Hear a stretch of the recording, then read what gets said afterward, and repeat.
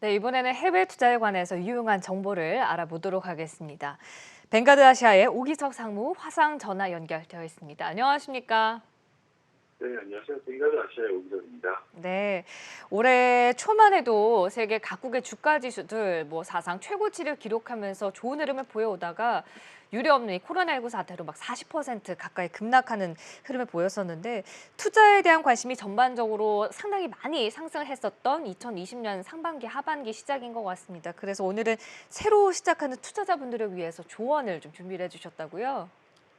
네, 매번 시장과 관련한 이야기, 경제 관련한 이야기 위주로 이야기를 드렸었는데 오늘은 새로 시작하는 투자자분들을 위해서 도움이 될 수 있는, 사실 그리고 현재 투자하시는 분도 마찬가지고요.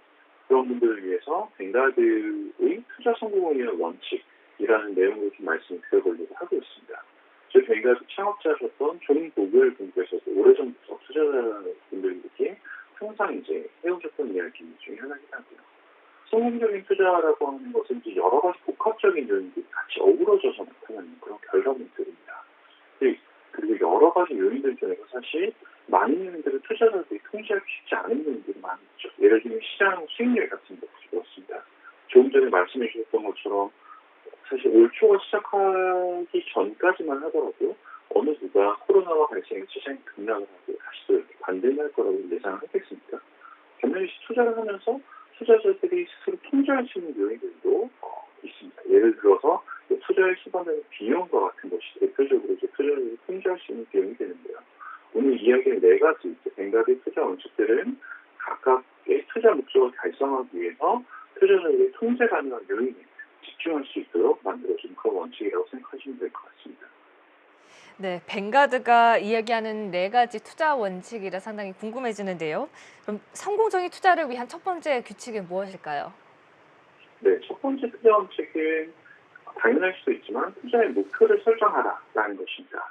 뚜렷하고 적절한 투자 목표를 설정하는 것이 사실 성공적인 투자를 위한 첫 단추가 된다라고 말씀드리고 싶고요. 예를 들자면 이제 은퇴 계획이라든지 혹은 자녀 교육비를 위한 저축이라든지 혹은 첫 집 마련이라든지 다양한 이 투자 목표가 있을 텐데 그 목표별로 이제 각각 개별적인 투자 계획을 가져야 된다라는 이제 이야기입니다. 하나 예를 들어보자면 예를 들어서 최근에 이제 새로 이제 투자를 시작한 이제 사회 초년층에서 이제 은퇴 목적으로 10억을 모은다라는 이제 투자 목표를 설정했다라고 가정을 한다면 그 투자 목표는 현재의 가치 기준의 10억이 아니라 은퇴 시점, 인플레이션 조정한 수준의 10억이 돼야 될 거고요. 두 번째는 이제 제약 조건도 한번 확인해 봐야 됩니다. 내가 현재부터 은퇴까지 30년이 남았다라고 한다면 투자 기간은 30년이 될 테고요. 그리고 위험 감내 수준, 사람들마다 다 다른데 나는 연 기준으로 한 마이너스 20%까지 위험을 감내할 수 있다. 혹은 난 마이너스 30%까지 감내할 수 있다. 아니면 나는 그보다 훨씬 더 보수적인 투자를 하고 싶다. 라는 식의 위험 감내 수준도 한번 확인하고 보셔야 되고. 또 그리고 매월 버는 이제 월별 가처분 소득, 그러니까 수익에서 지출을 차감한 그런 가처분 소득이 결국 투자 가능 금액이기 때문에 그런 가처분 금액 한번 확인해 보셔야 됩니다. 이거 확인하고 난 다음에 세 번째는 연간 투자 금액을 설정을 하셔야 돼요. 투자는 한 번 시작하고 끝까지 가는 게 아니라 매년 혹은 매월 지속적으로 투자를 이끌어 나가야 되기 때문에 그러면 내가 첫 해에는 한 300만 원 혹은 500만 원 투자한다라고 하고 은퇴 전까지는 최대 연간 1000만 원 혹은 1500만 원까지 투자를 늘려가겠다라는 식의 투자 목표 금액을 설정하셔야 되고요. 그리고 그 다음에 자산 배분 고민하셔야 됩니다.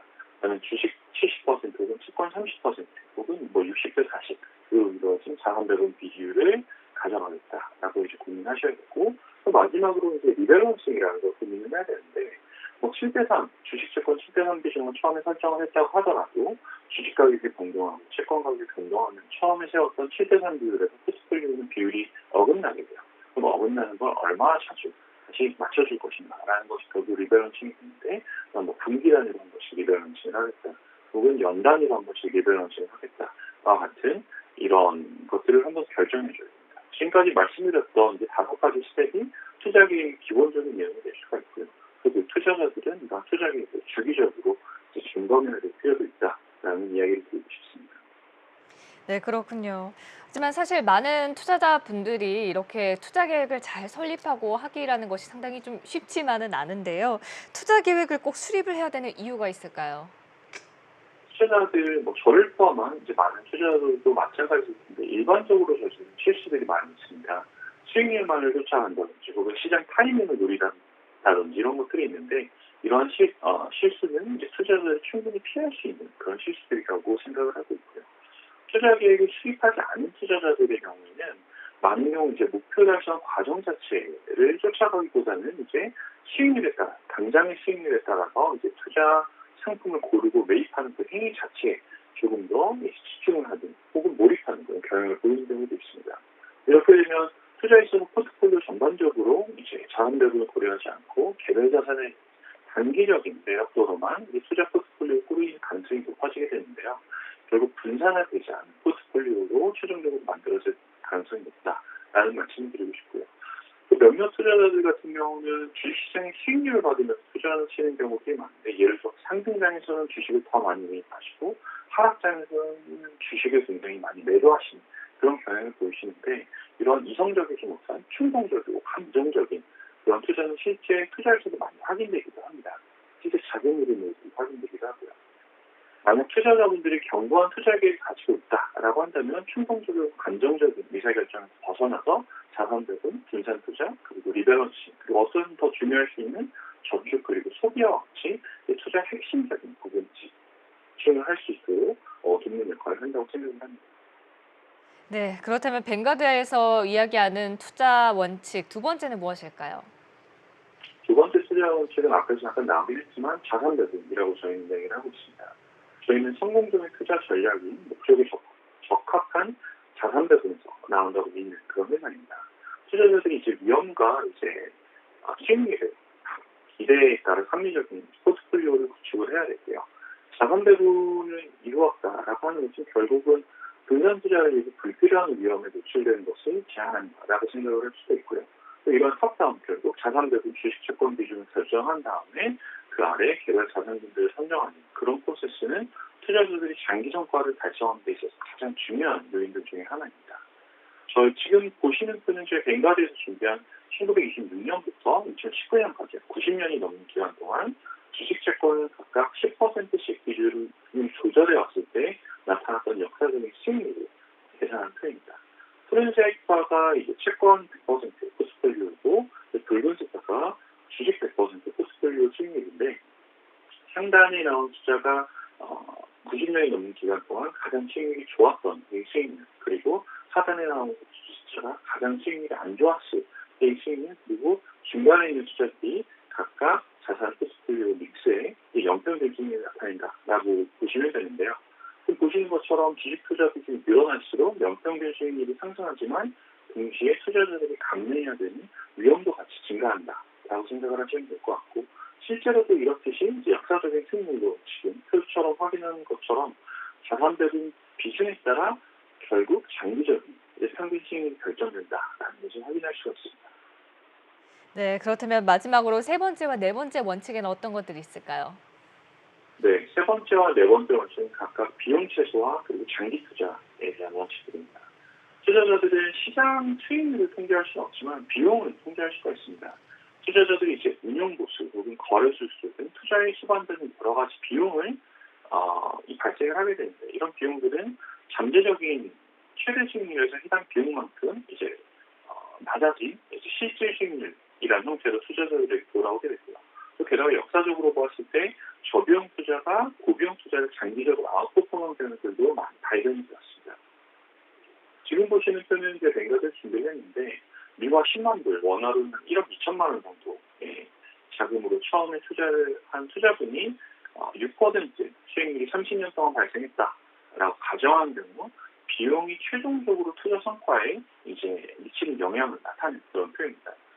지금 두 가지로 비교를 했는데 하나는 연간 0.25%라는 저비용을 가진 상품을 투자하는 경우와 0.62%, 0.62%는 2019년 말 미국에서 있는 주식형 펀드들의 평균 운용 보수입니다. 그래서 평균 비용을 가진 상품을 투자한 경우 비교를 했는데 이렇게 각각 30년간 투자를 했을 때 최종 시점에서 저비용 상품에 투자했을 때 나온 투자 결과물이 약 6억 3천만 원이 되고요.